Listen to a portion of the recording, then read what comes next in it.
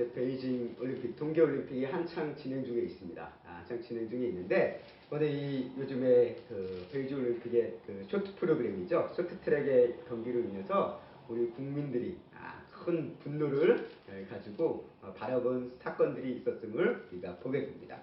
한마디로 공정해야 될 경기가 공정하지 못하게 보이고 또 그로 인해서 이해하지 못할 편파 판정으로 인해서 우리 국민들이 어떤 안 좋은 감정을 품게 되어지는 그 모습들을 우리가 온라인상에서도 쉽지 않게 보게 됩니다. 그러다 보니까 이제 이번 올림픽 자체에 대해서 신뢰도가 많이 떨어지고 있다라고도 얘기를 하고 있습니다. 오죽하면은 사람들이 조롱하기를 전 세계인의 대회인 올림픽을 중국체전이다라고 이야기할 정도로 올림픽에 대해서 반감을 또 불신을 갖고 있는 오늘 좀 추세를 우리가 또 보게 됩니다. 우리가 이렇게 하나의 사건을 보면서도 정의롭지 못하고 공의롭지 못해 보이는 것에 대해서 우리 사람들도 이렇게 분노를 하는데 정의롭지 못한 세상, 공의롭지 못한 이 시대를 바라보면 하나님의 분노는 과연 어떨까라는 것을 우리는 말씀을 통해서 다시 한번 바라보게 됩니다. 오늘 스바냐서는 그런 하나님의 분노에 대해서 이야기를 하고 있는 것을 우리가 보게 됩니다. 특별히 이제 여호와의 날이라는 개념이 또 한 번 등장합니다. 우리가 여호와의 날, 이 선지서들을 보면 특히 이 소선지서에서는 여호와의 날이라는 이 심판의 날에 대한 개념을 상당히 많이 강조하고 있습니다.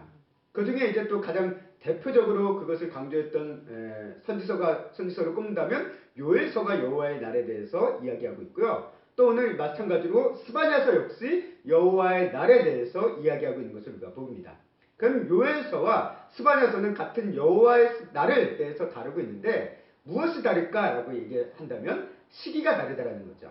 시기가 다릅니다. 그래서 우리가 전에 이사야서와 예레미야서가 다른 점이 뭐냐라고 했을 때 이사야서는 아직 때가 늦지 않았으니까 돌아오라 용서해주겠다라는 기회가 있다라고 얘기했지만 예레미야서에서는 얘기합니다. 이제는 기회가 없다라는 것을 얘기합니다.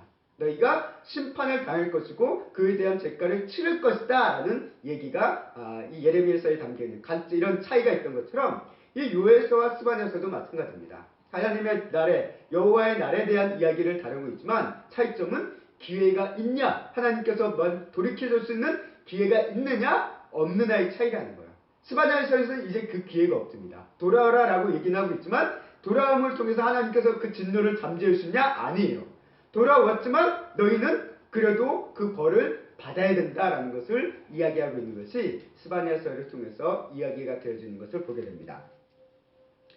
자, 오늘 이 스바냐서, 오늘 우리가 함께 볼 말씀 스바냐서는 저자인 스바냐와 그리고 그 저작 시기에 대해서 선지서 치고는 잘 기록하고 있습니다. 그래서 오늘 1장 1절 말씀에 보면 이와 같은 말씀으로 시작을 합니다. 우리 함께 읽어보도록 하겠습니다. 시작. 아몬의 아들 유다 왕 요시야 시대에 스바냐에게 임한 여호와의 말씀이라. 스바냐는 히스기야의 현손이요 아마랴의 증손이요 그다랴의 손자요 구시의 아들이었더라. 아멘. 자, 오늘 이 말씀, 이 스바냐라고 했을 때 히스기야의 현손이다라고 얘기했습니다. 이 히스기야라고 하면 우리가 떠올리는 인물이 있죠. 남유다의 왕. 이제 남유다의 또 선왕 중 하나인 위대한 이 사람도 종교 개혁자였습니다. 그 히스기야 왕과 동일 인물이다라고 우리가 이해를 한다고 한다면 결국 이 스바냐라는 사람은 무엇이냐라고 했을 때 왕족이라는 거예요. 왕족, 귀족이라는 것입니다. 그 귀족 출신의 선지자다라고 이제 이해를 하고 있습니다. 그리고 그가 활동한 시기에 대해서 얘기하고 있습니다. 뭐라고 얘기합니까? 아몬의 아들 유다 왕 요시야의 시대다라고 얘기하고 있습니다. 스바냐는 왕족으로서 어떻게 보면 왕족인 선지자 출신으로서 어느 시대에 활동했냐? 요시야 시대 때 활동을 했다라고 얘기합니다. 그런데 우리가 알다시피 요시야는 어떤 왕입니까? 남유다의 거의 마지막 선한 왕이다라고 이커져 있고 또 마지막으로 정말 대대적인 종교개혁과 사회개혁을 이끈 왕으로 우리가 알려져 있습니다. 그리고 우리가 이 요시야에 앞서서 가장 최악의 남유다의 왕이다라고 손꼽히는 왕이 므낫세 왕입니다. 그 므낫세 왕과 가장 대비되어지는 인물이 요시야 왕이었어요. 근데 결국 할아버지죠. 할아버지인 므낫세와 이 손자인 요시아는 이렇게 대비가 되어진 왕인데, 어떻게 보면 이 요시아 왕의 시대, 가장 개혁적이고 가장 종교개혁적이고 사회개혁적인 이 왕의 시대에 스바냐 선지자가 활동을 했다라는 것을 우리가 생각해 본다면 좀 어떤 느낌을 받을까라는 생각을 해봅니다. 단순하게 생각해보면 이 개혁적인 요시아 왕의 시대다라고 한다면 우리가 상상하기에 이 사회가 많이 뭐가 바뀌어지고 많이 깨끗해지고 많이 좋아졌을 것이다라는 그냥 나름대로의 그냥 막연한 상상을 해보게 될 겁니다. 그런데 현실은 그렇지 않았다라는 거예요. 요시아 왕이라는 시대에 그 개혁적인 왕이 있었음에도 불구하고 그 시대는, 그 상황은 어떻게 보면 더욱더 멸망을 향해, 악을 향해 치닫고 있었다라는 것을 성경은 우리에게 이야기하고 있습니다. 요시아라는 이 종교개혁적인 왕이 존재했지만 시대적인 사락당은 심해져갔고 결국 남유다의 멸망이라는 결과까지 바라보게 되어지는 그 역사적인 현실을 우리가 잘 알고 있습니다. 이 가장 개혁적인 왕의 시대에 가장 강렬하게 하나님의 날, 여호와의 날을 선포했다라는 것은 어떻게 보면 의미가 크다라고 우리는 볼 수 있을 것 같습니다. 어떻게 보면 이 요시아의 개혁 자체가 이 스바냐 선지자의 영향을 받았을 수도 있을 것 같습니다. 스바냐 선지자의 이 강렬한 메시지를 통해서 이 요시아 왕이 그 말씀에 대한 어떤 감동을 받아서 사회적인, 종교적인 개혁을 이끌었을 것이다 라고도 이야기하고 있습니다. 그래서 이 스바냐서에 기록된 당시 유대 백성, 유다 사람들의 모습을 1장 4절에서부터 6절까지의 말씀을 통해서 우리가 엿볼 수 있는데요. 그 내용을 정리해보면 이와 같이 정리해볼 수 있습니다. 무엇을 얘기하고 있냐면 첫 번째 얘기하는 것은 바알을 섬기는 백성에 대해서 얘기하고 있습니다. 그리고 두 번째는 뭘 얘기하고 있냐면 바알을 중심으로 이방신을 섬기게 하는 그마림이라고 부르는 제사장들의 존재에 대해서 얘기하고 있어요. 그마림, 이게 그마림이 뭔가 했더니 이 바알을 섬기는 신상 또는 우상들을 섬기는 제사장들이다라고도 일컬어지고 있습니다. 그리고 세 번째는 뭘 얘기했습니까? 지붕 위에서, 한마디로 지붕 위에서 사람들이 뭘 하냐면 하늘과 별을 바라보며 경배를 하고 있다는 거예요. 해와 달을 바라보면서 거기 예배드리고 있다는 것입니다. 그거는 어떻게 보면 십계명에서 말씀을 가장 어긋나게 행동하는 것 중 하나잖아요. 그리고 네 번째는 뭡니까? 하나님을 섬기며 동시에 말감을 섬긴다라고 얘기합니다. 말감을 섬긴다. 이것도 이방신입니다. 하나님을 섬기면서 동시에 다른 신도 섬기는 거예요. 또 하나는 이제 뭘 얘기합니까? 하나님을 배반한 자를 얘기하고 있습니다. 일종의 배교자, 하나님을 떠난 자를 얘기하고 있고요. 또 마지막으로 얘기하는 사람들은 뭐냐면 하나님을 찾지도 않고 묻지도 않는 사람들에 대해서 얘기하고 있다는 거예요. 그게 이제 남유다의 설치 속의 모습이에요. 남유다 백성들의 그다지 시대상이었다는 거예요. 어떻게 보면 가장 종교개혁적이고 개혁적인 이 요시아의 왕의 시대에 정말 신앙적으로 회복되어주고 하나님을 찾는 자들이 많을 것이다라는 그런 상상을 하기 쉬운 우리 상상을 깨부수는 말씀이 여기에 보입니다. 어떤 모습을 보입니까? 개혁적인 상황 속에서도 오히려 그 시대의 상황은 백성들은 더 악하다, 더 하나님을 떠났다, 더 하나님의 뜻으로부터 멀어졌다라는 것을 이야기하고 있다는 것을 보게 됩니다. 이 1장 4절에서부터 6절까지의 말씀에 나온 이 백성들의 모습은 몇몇 소수자들의 일탈이 아니에요. 몇몇 부류만 이렇게 하고 이것들은 아주 소수 집단이야가 아니라는 겁니다. 오히려 그 시대를 대표하는 대다수의 모습이었고 또 이것이 힘없는 하층민들을 통해서 보여지는 아마 희망이 없으니까 이런 것들을 섬기는 것이 아니라 권력자들과 지배층들이 보였던 모습이다라는 것을 성경은 우리에게 이야기하고 있다는 거예요. 그리고 우리가 알다시피 이제 실제적으로 열왕기 말씀과 역대기 말씀을 보면 요시아의 종교개혁, 요시아의 개혁은 이런 부분에 대해서 철저하게 개혁을 하고 있는 것을 우리가 보게 됩니다. 그 전에 왕들이 깨지 못했던 산당마저도 다 부수는 일을 요시아가 유일하게 했다라는 거예요. 그런 모습, 시대의 모습 속에서 우리에게 스바냐서는 이야기를 합니다. 이 당시 사람들 마음속에 있는 두 가지 생각을 우리가 스바냐서는 언급을 하고 있는데요.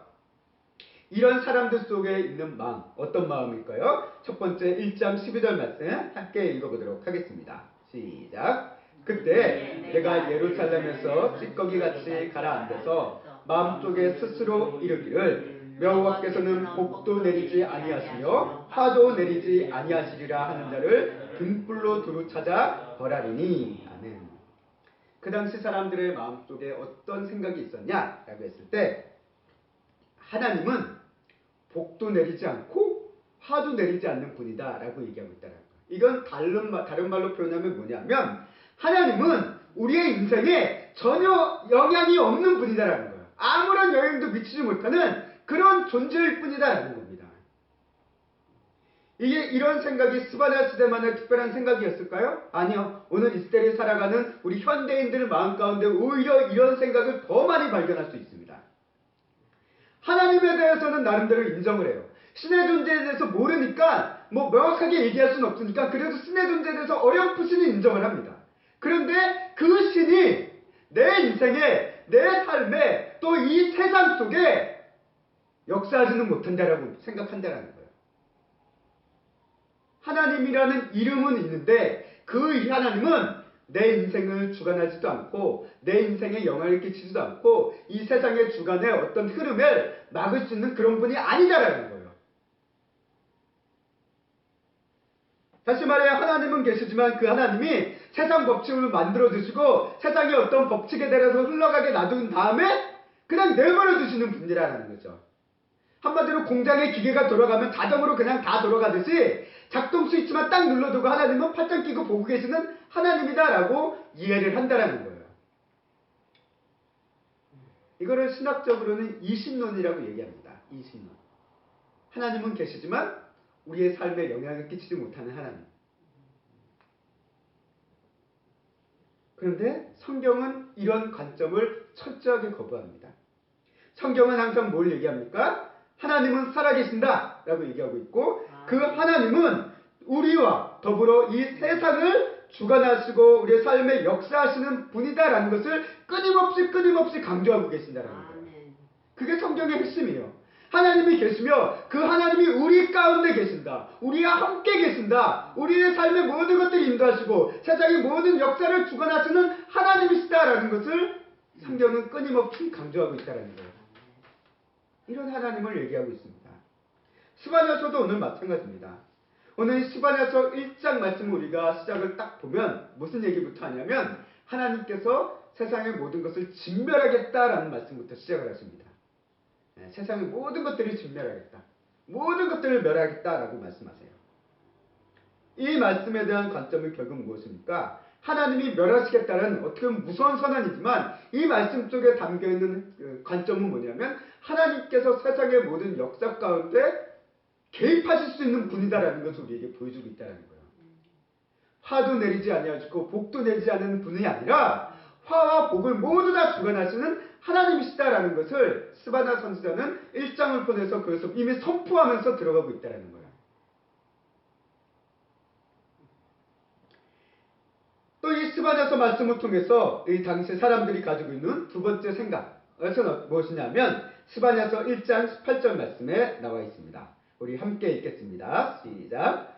그들의 은과 금이 여호와의 분노의 날에 그니 그들을 건지지 못할 것이며 이 온 땅이 여호와의 질투의 불에 삼켜지리니 이는 여호와가 이 땅 모든 주민을 멸절하게 놀랍게 멸절할 것임이야. 아멘. 자, 이 당시 사람들의 생각들 어떤 생각을 가지고 있냐면 은과 금으로 금이 자신을 건줄 수 있을 것이다 라는 생각을 하고 있다는 거예요. 은과 금이면 모든 문제를 해결해 줄 수 있을 것이다 라는 이 생각이 이 시대 사람들 속에도 있었고 오늘은 이 시대 사람들만 아니라 오늘 이 시대의 사람 우리들도 이런 생각을 은연중에 가지고 있다는 거예요. 아니 오히려 현대인들일수록 이 생각이 더 커지죠. 물질 만능주의라고 얘기하잖아요. 그래서 사람들이 말하기를 돈 아니면 안 되는 일이 없다라고 얘기해요. 실제 우리 사회가 그런 측면이 많아요. 돈이 많으면 많을수록 웬만한 일은 다 할 수 있습니다. 먹는 것부터 입는 것, 심지어 청소하는 것, 아기를 돌보는 것, 아주 사소한 것 하나하나마저도 돈이면 안 되는 일이 없어요. 그렇잖아요. 돈만 주면 웬만한 게 다 돼요. 돈만 주면 먹을 것도 배달 오죠. 돈만 주면 뭐 옷도 오죠. 요즘 돈만 주면 청소도 해주죠. 돈만 주면 심지어 요즘 빨래도 해주죠. 돈 안 되는 게 안 되면 돈이면 웬만한 게 다 되고 있다라는 거예요. 그러다 보니까 현대 사회의 최우선 가치는 지금 돈이라는 거예요. 그래서 사람들이 어떻게든 돈 많이 버는 걸 생각을 하잖아요. 그래서 뭐 비트코인이라든가 주식이라든가 부동산 투자라든가 여기 왜 얼마입니까? 그거 본질 하나예요. 돈 때문이잖아요. 돈 많이 벌려고. 돈 많이 벌려고. 그러나 오늘 성경은 얘기합니다. 오늘 스바냐 선지자는 얘기해요. 돈으로 해결할 수 없는 것이 있다라고 얘기합니다. 그게 뭐냐? 뭐 돈으로 해결할 수 없는 것들 여러 가지 얘기를 할 수 있을 겁니다. 어떤 정신적인 것, 뭐 여러 가지 관계적인 것들을 얘기할 수 있겠지만 성경에서 얘기하는 스바냐 선지자에서 얘기하는 절대적인 하나님 돈으로 절대 해결할 수 없는 것이 있는데 그건 뭐냐? 여호와의 분노의 날에 대한 것은 해결할 수 없다는 거예요. 너희가 은과 금이 아무리 많다고 그래도 그것을 하나님께 드린다 하더라도 여호와의 분노는 잠재울 수 없다는 거예요. 돈을 많이 들여 지하 관공으로 파고 들어가서 거기에 숨어있던 아니면 우주에 비행기를 타서 우주 공간에 있던 간에 하나님의 분노는 그렇게 한다라고 해서 피할 수 있는 게 아니다라는 것을 성경은 오늘 우리에게 얘기합니다. 그래서 은과 금이 여호와의 분노의 날에 능히 그들을 건지지 못할 것이다 라고 얘기합니다. 아무리 돈이 많아도 아무리 금이 많아도 하나님의 분노에서는 쓰잘데기 없는 것이라는 겁니다. 그렇다면 하나님의 이 분노, 어떻게 보면 두렵고 떨리는 이 분노를 우리는 피할 길이 없는 걸까요? 은과 금으로는 피할 수 없대요. 그러면 우리는 이 하나님의 분노를 그냥 맨몸으로 맞아야 되는 걸까요? 2장은 그에 대한 해답을 우리에게 이야기합니다. 먼저 스바냐 선지자는 두 부류의 백성들에게 이렇게 외칩니다. 무엇을 얘기냐면 하나는 수치를 모르는 백성아 라고 부릅니다. 2장 1절 말씀에 보면 수치를 모르는 백성아 모일지어다 라고 얘기합니다. 그리고 다른 하나는 3절에서 얘기합니다. 여호와의 규례를 지키는 세상의 모든 겸손한 자들아 라고 부릅니다. 두 부류를 얘기해요. 수치를 모르는 백성. 수치를 모르는 백성은 어떤 백성들일까요? 한마디로 흔히 얘기하는 쪽팔리는 사람들?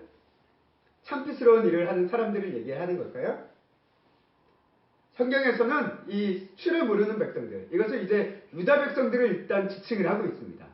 결국 유다 백성들을 지칭하는데 그 본질은 뭐냐라고 얘기했을 때 3장 5절 말씀을 통해서 우리가 보게 됩니다.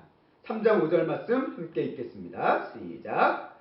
그 가운데 계시는 여호와는 의로우사 불의를 행하지 아니하시고 아침마다 빠짐없이 자기의 공의를 비추시거늘 불의한 자는 수치를 알지 못하는도다. 아멘.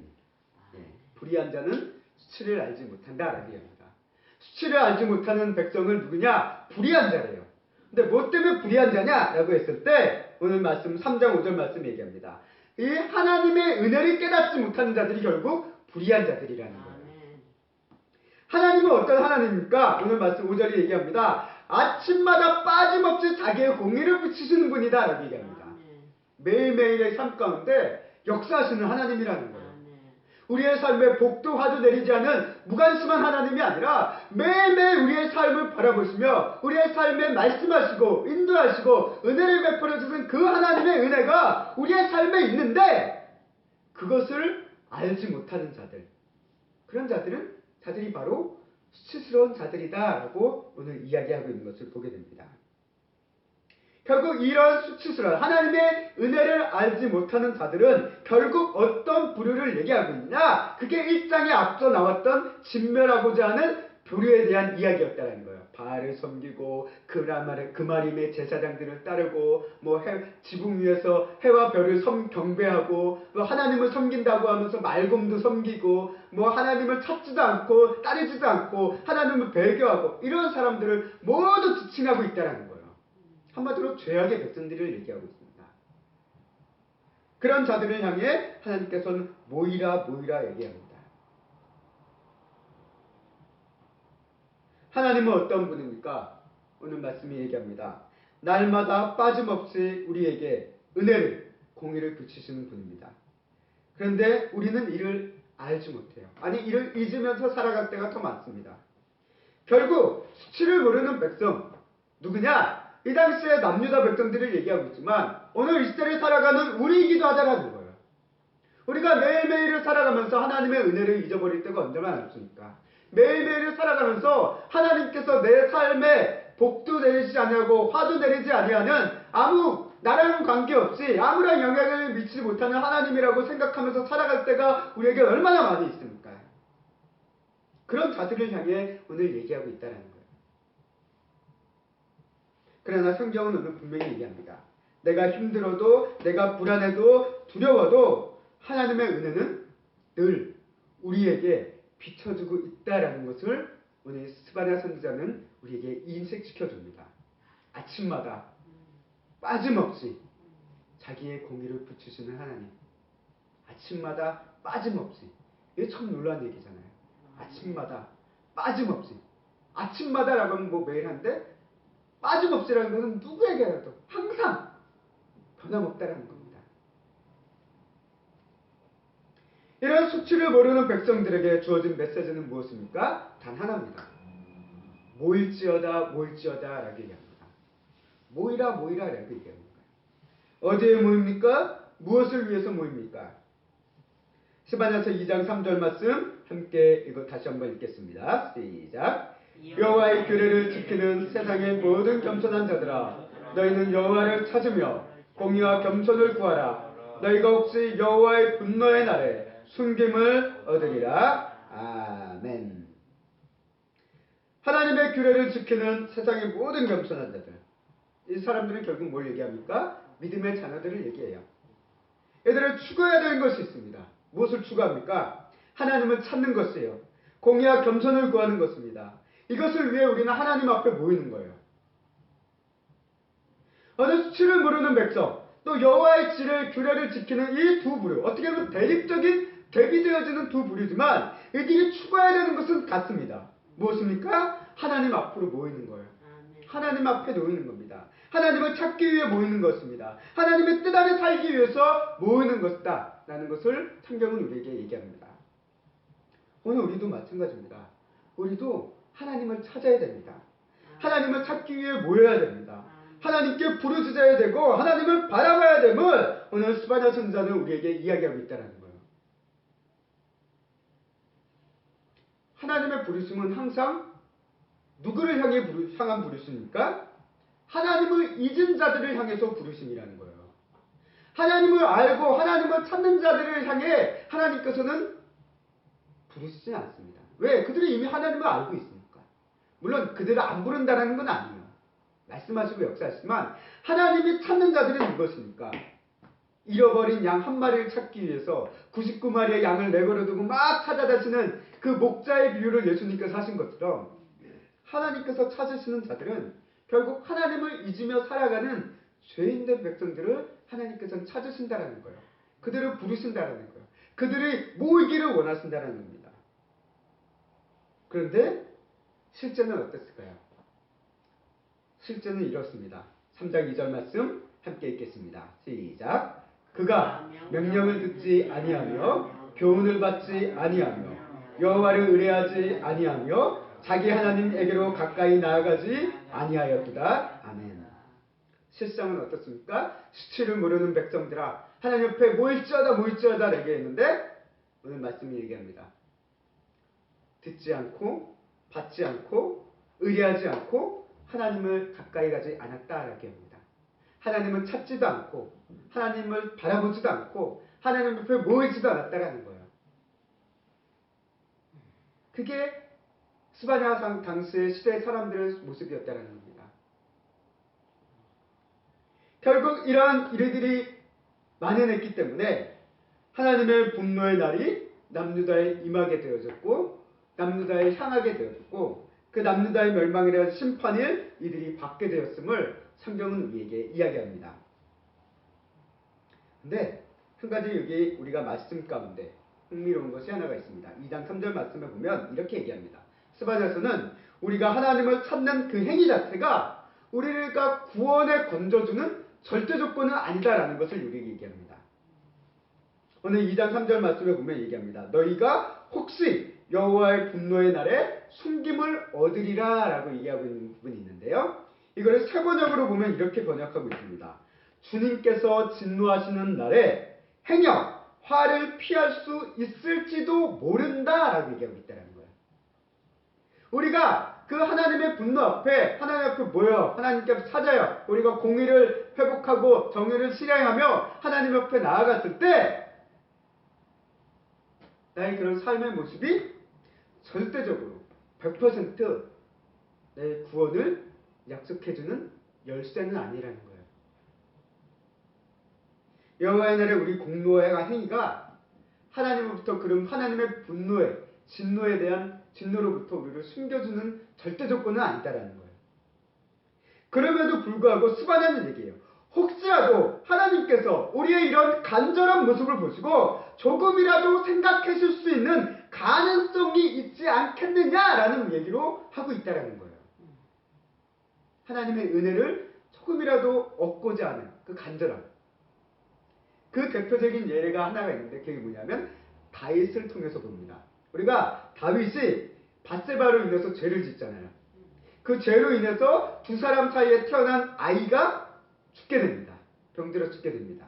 그때 다윗이 하나님 앞에 어떤 모습을 보니까 금식하며 막 기도를 해요. 하나님께서 이미 선언하셨어요. 이 아이는 죽을 것이다 라고 선언하셨습니다. 그럼에도 불구하고 다윗은 하나님 앞에 금식하며 간절하게 기도를 했어요. 그 이유가 뭐냐라고 신하들이 물었을 때 이렇게 얘기합니다. 사무엘하 12장 22절 말씀 함께 읽겠습니다. 시작. 이르되 아이가 살았을 때 내가 금식하고 운 것은 혹시 여호와께서 나를 불쌍히 여기사 아이를 살려주실지는 누가 알까 생각함이거니와. 아멘. 다윗은 하나님의 뜻은 분명히 선포되었지만 그래도 일말의 하나님의 은혜에 대한 간절함이 있었다는 거예요. 하나님의 자비, 하나님의 그 은혜에 대한 간절한 마음이 있었기에 그럼에도 불구하고 기도를 했다는 거예요. 혹시 나의 이런 모습을 보며 겸비하는 모습을 보며 하나님께서 용서의 마음을 허락해 주시지 않을까라는 그런 간절한 모습 때문에 기도했다라는 것을 이제 다윗이 얘기한 것처럼 스바냐서도 얘기하는 거예요. 여호와의 분노의 날 앞에 너희의 공의와 너희의 정의 그리고 하나님을 찾는 모습 이것을 왜 하라고 하냐? 벌은 받아야 돼요. 이 분노의 날이 임하니까 혼은 나야 됩니다. 그럼에도 불구하고 너희가 이런 모습을 왜 행해야 되냐라고 했을 때 이거를 하면 하나님께서 안 때리신다가 아니에요. 때리지만 혹시라도 너희의 그런 모습 때문에 너희를 위해서 너희가 그런 벌을 피할 수 있도록 그 은혜를 베풀어 주지 않을까라는 그런 은혜에 대한 사모함을 가지고 너희는 하나님 앞에 모이라라는 것을 이야기하고 있다는 거예요. 우리 기독교의 신앙은 항상 이렇습니다. 우리 기독교 신앙은 항상 하나님의 은혜를 구하는 것에 있다는 거예요. 공의와 정의를 구하며 죄를 떠나고자 함은 결국 뭡니까? 하나님께서 우리를 불쌍히 여기셔서 이런 우리에게 은혜를 주시기 바라기 위한 어떻게 보면 몸부림이라는 거예요. 하나님의 기준에 한참 못 미치는 우리가 공의와 정의를 구한다고 설쳐봤자 아주 작은 거예요. 하나님 앞에서는. 그럼에도 불구하고 그런 모습을 왜 하나님 앞에 보이냐? 이거를 해서 내가 다 용서받고 내 행위가 하나님 앞에 용서받고 구원을 주는 조건은 아니지만 나의 이런 모습 때문에 하나님께서 나를 혹시라도 용서해 주지 않을까? 혹시라도 은혜를 주시지 않을까라는 그런 간절한 마음. 그런 마음으로 하나님 앞에 서는 것을 우리에게 이야기하고 있다는 겁니다. 그래서 스바냐서는 3장을 통해서 얘기해요. 뭘 얘기하고 있냐면 하나님의 구원은 우리의 어떤 이런 행위가 아니다라는 것을 명확하게 선포를 합니다. 그래서 하나님의 구원은 하나님으로부터 시작되고 하나님께서 이루시는 것이다라는 것을 스바냐서는 명확하게 정리를 하고 있어요. 그래서 3장 15절 말씀 함께 보도록 하겠습니다. 시작. 여호와가 내 형벌을 제거하였고 내 원수를 쫓아냈으며 이스라엘 왕 여호와가 내 가운데 계시니 내가 다시는 화를 당할까 두려워하지 아니할 것이라. 아멘. 하나님께서 얘기합니다. 하나님께서 내 형벌을 제거하셨다라고 얘기합니다. 내 원수를 쫓아내셨다라고 얘기합니다. 여기에는 조건이 없어요. 너희가 공의를 찾아서 너희가 하나님을 찾았기 때문이 아니야. 하나님께서 하나님의 은혜로, 하나님의 자비하심으로, 하나님의 사랑으로 그냥 형벌을 제거해 주신 거예요. 원수를 쫓아내 주신 겁니다. 그리고 내 가운데 계신다라는 거예요.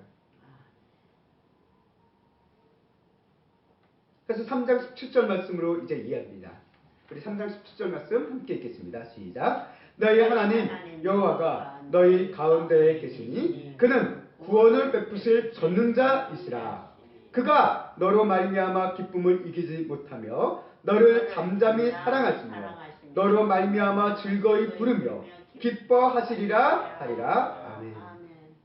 오늘 말씀이 얘기합니다. 우리 가운데 계신 하나님이 주시는 은혜가 무엇이냐라고 얘기했을 때 가장 첫 번째 무엇입니까? 구원을 베푸실 전능자라는 거예요. 구원을 베푸실. 우리를 구원해 주실 유일한 분이시라는 겁니다.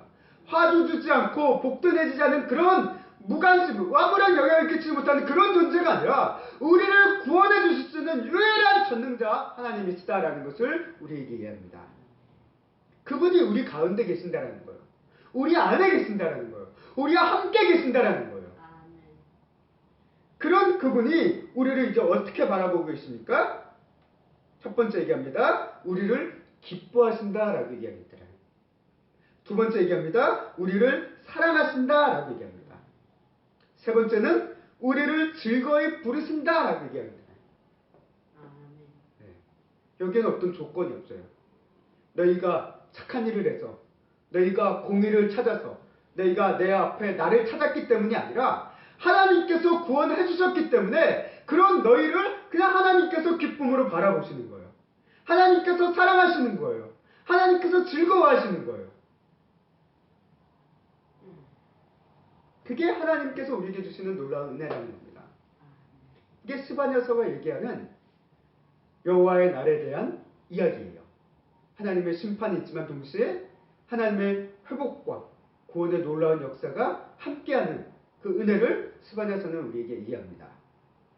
그래서 3장 19절 20절 말씀 우리 함께 읽도록 하겠습니다. 시작. 그때 내가 너를 괴롭게 하는 자를 다 벌하고 저는 자를 구원하며 쫓겨난 자를 모으며 온 세상에서 수욕받는 자에게 칭찬과 명성을 얻게 하리라. 내가 그때 너희를 이끌고 그때 너희를 모을지라. 내가 너희 목전에서 너희의 혈안잡힘을 돌이킬 때에 너희에게 천하 만민 가운데서 명성과 칭찬을 얻게 하리라. 여호와의 말이니라. 아멘. 오늘 하나님께서 주시는 축복이 무엇입니까? 하나님께서 우리를 모으십니다. 믿음의 자녀들에게 하나님의 영광 가운데서 칭찬과 명성을 얻게 해주실 그 은혜를 우리에게 주실 것임을 약속하고 계십니다. 오늘 스바냐 선지자의 뜻, 이름의 뜻은 여호와께서 숨기신다라는 의미를 담고 있습니다. 여호와의 날, 하나님의 이 분노의 날에 하나님의 은혜로 인해 숨김을 받는 자들은 복이 있는 자들입니다. 이제 말씀을 정리하겠습니다. 오늘 스바냐서는 우리에게 얘기합니다. 하나님은 화도, 복도 내리시지 않는, 우리에게 아무런 영향을 끼치지 못하는 그런 하나님이 아니라 세상의 모든 것들을 심판하시며 우리의 삶 가운데서 역사하고 계시는 살아계시는 하나님이심을 오늘 우리에게 분명하게 다시 한번 일깨워줍니다. 그리고 이 여호와의 날에 대해서 얘기합니다. 여호와의 분노의 날은 점점 우리에게 다가오고 있습니다.